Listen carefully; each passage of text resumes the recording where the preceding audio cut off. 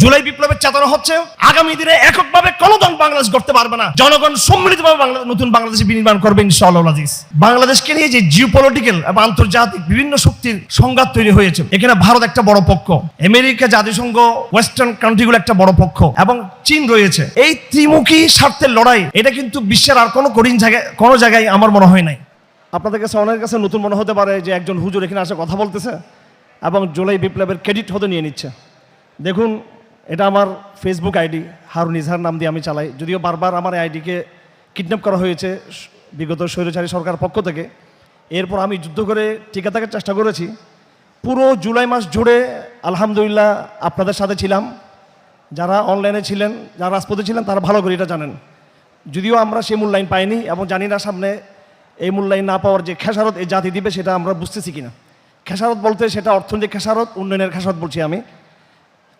গত 28শে জুলাই, নিশ্চয় আজকেও 28শে জুলাই, সম্ভবত আজকে 28 তারিখ জুলাই মাসের, আমাদের অবিসংবাদিত বিপ্লবী এক তরুণ নেতা এবং অত্যন্ত জ্ঞানী ব্যক্তি, ব্রাক ইউনিভার্সিটির সাবেক টিচার, যাকে ফেসিবাদ বিরোধী অবস্থানের জন্য যাকে ব্রাক ছাড়তে হয়েছে এবং আপনারা সকলে জানেন তিনি কারাগারে নিক্ষিপ্ত হয়েছিলেন।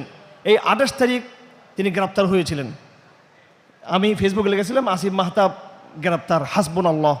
এটা ছিল প্রায় রাতের গভীরে 2টার দিকে আমি মেসেজটা দিয়েছিলাম। তার বোন আমাকে ফোন করেছিল। তো পুরো জুলাই মাস জুড়ে আপনাদের সাথে ছিলাম। এই অধিকারটুকুর জায়গা থেকে আমাদের কথা বলার অধিকার আছে।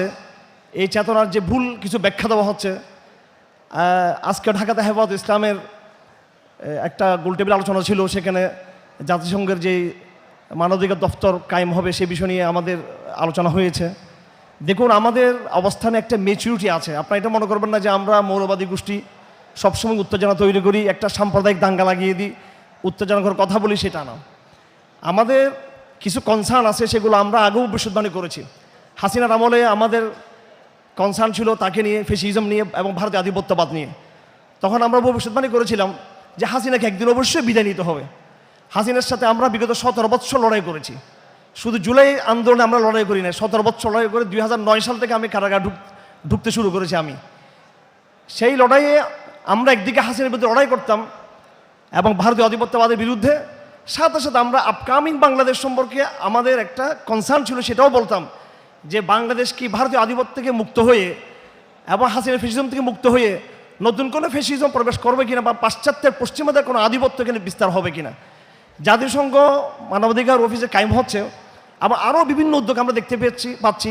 প্রো আমেরিকান একটা সরকার কায়েম হয়েছে, যেটাকে অনেকে এনজিও সরকার বলে। আপনারা এগুলো শেয়ার করতে পারবেন না। এগুলোকে যে সমস্ত ছাত্র সমাজের এক একটা বক্তব্যে লক্ষ লক্ষ রিয়েক্ট হতো পজিটিভ, আজকে তাদের বক্তব্যে নেগেটিভ এবং হাহা রিয়েক্ট করতেছে। এটা আপনাদেরকে মূল্যায়ন করতে হয় বিষয়গুলো।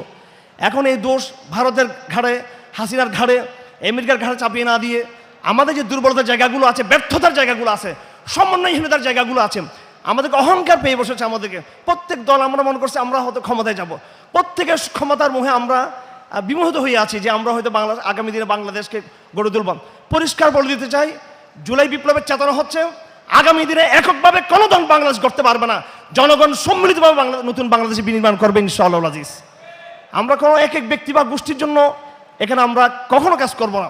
যদি আমরা সম্মিলিত থাকি তাহলে আধিপত্যবাদ অবশ্যই এখানে তার নখদন্ত বিস্তার করতে পারবে না। আমি কথা লম্বা করব না। আমাদের যে কনসার্নগুলো ছিল যে একটা গজব থেকে বের হয়ে নতুন কোনো গজবে আমরা পতিত হচ্ছে কিনা। বর্তমান বাংলাদেশে বিগত 1 বছরের মূল্যায়ন আমরা দেখতে পাচ্ছি বিভিন্নভাবে দেশের স্বার্থকে জ্বালাঞ্জলি দেওয়া হচ্ছে। এই বিষয়গুলো আমাদের মাথায় রাখা উচিত। এবং আজকে আমি শুধু একটা কথা বলে আমি শেষ করবো, সেটা হলো বাংলাদেশকে নিয়ে যে জিওপলিটিক্যাল এবং আন্তর্জাতিক বিভিন্ন শক্তির সংঘাত তৈরি হয়েছে, এখানে ভারত একটা বড় পক্ষ, আমেরিকা, জাতিসংঘ, ওয়েস্টার্ন কান্ট্রিগুলো একটা বড় পক্ষ এবং চীন রয়েছে। এই ত্রিমুখী স্বার্থের লড়াই, এটা কিন্তু বিশ্বের আর কোনো জায়গায় আমার মনে হয় নাই। আফ্রিকানরা লড়াই করতেছে একটা শক্তির বিরুদ্ধে, এবং আরবরা এবং ফিলিস্তিনি ভাইয়েরা তারা লড়াই করতেছে একটা শক্তির বিরুদ্ধে, ইরান লড়াই করতেছে একটা শক্তির বিরুদ্ধে। কিন্তু বাংলাদেশকে লড়তে হচ্ছে ভারতীয় আধিপত্যবাদের বিরুদ্ধে, বাংলাদেশকে লড়তে হচ্ছে এই মগের মুল্লুক যারা আশেপাশে রয়েছে তাদের বিরুদ্ধে, বাংলাদেশকে লড়তে হচ্ছে এই পশ্চিমা স্বার্থের আধিপত্যের বিরুদ্ধে বাংলাদেশকে লড়তে হচ্ছে। এই বৈদেশিক ত্রিমুখী স্বার্থে যে লড়াই, জিও পলিটিক্যাল যে ক্রাইসিস, ট্রায়াঙ্গেল ক্রাইসিস, ত্রিমুখী যে crisis, China versus America versus Bharat, এই জায়গায় আমাদের অবস্থানটা কী হবে, এটা আমি আমার সংগঠন হেফাজত ইসলামের অবস্থানও হতে পারে সেটা, এবং আমার ব্যক্তিগত মতামত তো অবশ্যই, সেটা বলে আমি কথা শেষ করছি। এই জিও পলিটিক্যাল ক্রাইসিসকে সামনে রেখে আমাদেরকে আমাদের প্রধান শত্রু মিত্র আমাদেরকে নির্ণয় করতে হবে, না হলে নতুন বাংলাদেশ পুনর্গঠন এখানে হবে না। যারা প্রথম সারিতে বসে আছেন এখানে অনেকে রয়েছেন যারা আগামী দিনে মন্ত্রী হবেন, চাই সেটা জামাত থেকে হোক, এনসিপি থেকে হোক, অথবা বিএনপি থেকে হোক, যেটা অনেক বেশি সম্ভাবনা বিএনপি থেকে হবার।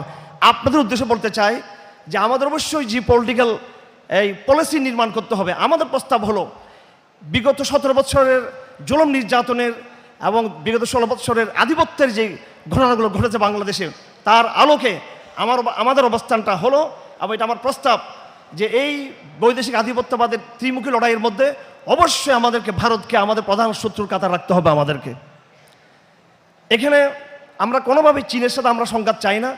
এমনকি আজকে আমি হেফাজত ইসলামের মিটিংয়ে স্পষ্ট বলেছি, আপনারা জানেন আমাদের জাতিসংঘের মিশনের ব্যাপারে আমাদের অবস্থান স্পষ্ট, আমরা এটার নীতিগতভাবে এটা আমরা বিরোধিতা করতেছি।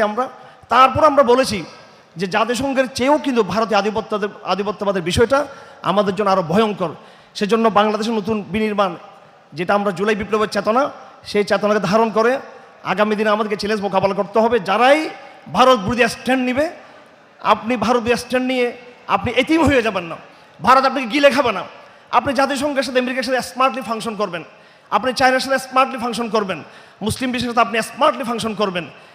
প্রধানত মুসলিম বিশ্বকে সাথে রাখতে হবে, দ্বিতীয়ত চায়নাকে সাথে রাখতে হবে, তৃতীয়ত আমেরিকা এবং ওয়েস্টার্ন কালচারগুলোর সাথে সম্মানজনক একটা ডায়লগের এবং পারস্পরিক বোঝাপড়ার টলারেন্সি জায়গা থাকতে পারে এখানে।